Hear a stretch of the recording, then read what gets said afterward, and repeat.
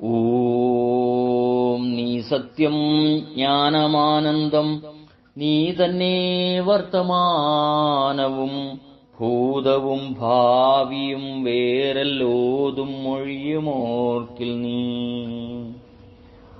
ആത്മസ്വരൂപരെ, ഗുരുദേവന്റെ ദർശനങ്ങളിലൂടെ എന്ന പരമ്പരയിൽ ഇന്നത്തെ നമ്മുടെ ചിന്താവിഷയം കാഴ്ചയും കാണലും.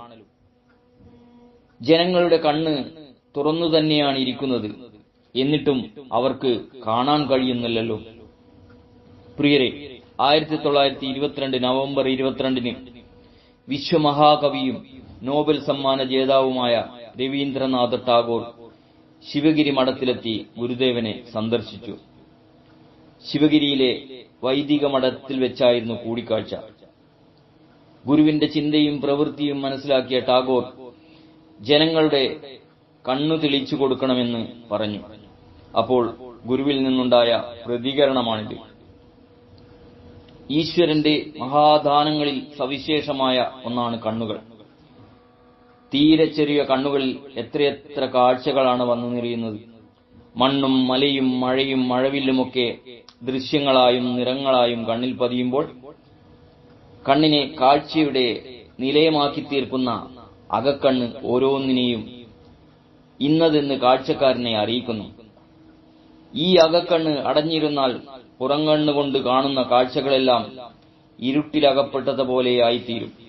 ഈ അവസ്ഥയിൽ വസ്തുബോധം മറഞ്ഞുപോകുകയും യഥാർത്ഥ വസ്തുവിനെ മറച്ചു നിൽക്കുന്ന ആവരണശക്തിയാൽ ഇല്ലാതായ അയഥാർത്ഥ ബോധം തെളിയുകയും ചെയ്യും.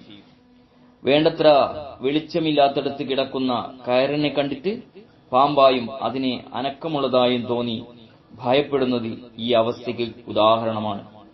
ഇവിടെ യഥാർത്ഥത്തിൽ ഉള്ളതിനെ കണ്ടില്ലെന്ന് മാത്രമല്ല, ഇല്ലാത്ത ഒന്നിനെ ഉണ്ടാക്കി കാണുകയും ചെയ്യുന്നു. ഇങ്ങനെ വാസ്തവത്തിൽ ഇല്ലാത്തതായ ഒന്നിനെ ഉണ്ടാക്കിയത് ആരാണ്? കാഴ്ചക്കാരൻ തന്നെയാണ്. അപ്പോൾ കണ്ണു തുറന്നിരുന്നിട്ടും സത്യത്തിലുള്ള വസ്തുബോധം കാഴ്ചക്കാരനുണ്ടായില്ല.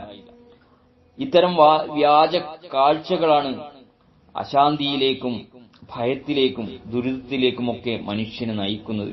അതിനാൽ കാഴ്ച ഏതായാലും അത് സത്യസന്ധമായി കാണാനും അറിയാനുമുള്ള വിവേകം കൂടി ഉണ്ടാവണം.